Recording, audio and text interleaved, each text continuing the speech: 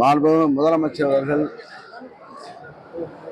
மகளிர் உரிமை திட்டம் விரிவாக்கம் இரண்டாவது கட்டமாக 17 லட்சம் அளவிற்கு மகளிருக்கு அங்கே உரிமை தொகை வழங்கப்பட்டிருக்கிறது. கடந்த முதல் கட்டமாக 1,13,75,492 மகளிருக்கு மகளிர் உரிமை தொகை வழங்கப்பட்டு அவருடைய விரிவாக்கமாக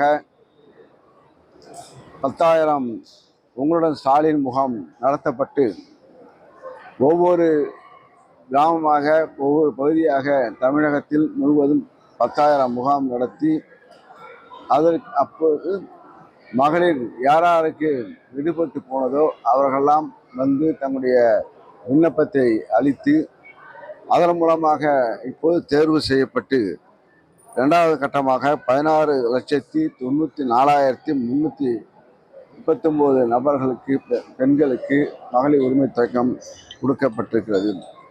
ஆக இன்றைய தினம் ஒரு புதிய புரட்சின்னு சொல்லலாம்.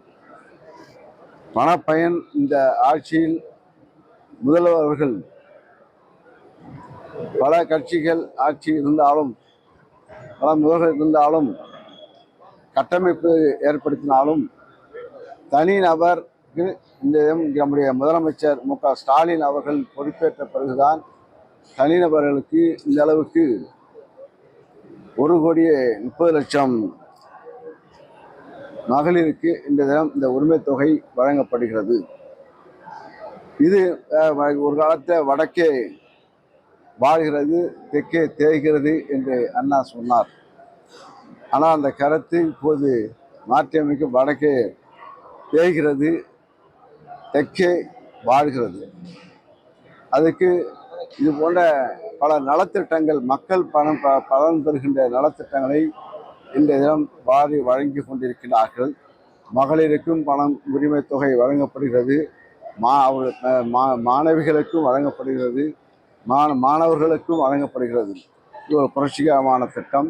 இதை தொடர்ந்து நம்முடைய நாட்டிலேயே இது இங்கே தலைவர் மு.க. ஸ்டாலின் அவர்களுடைய திட்டத்தை மற்ற மாநிலங்கள் காப்பியடிக்கின்றார்கள் என்று நாட்டு மக்களுக்கு தெரிகின்றது. இந்த வகையில் இந்த விரிவாக்கம் இங்கே மக்கள் மகிழ்ச்சி அடைகின்ற அளவுக்கு வருகிறது. அதோடு நம்முடைய கடலூர் மாவட்டத்தில் கிட்டத்தட்ட 41,055 மகளிருக்கு இப்போது இரண்டாவது கட்டமாக வழங்கப்பட்டு நம்முடைய மாவட்டத்தை பொறுத்தவரையில் இதுவரை 4,01,189 பெண்களுக்கு இந்த உரிமை தொகை வழங்கப்படுகிறது.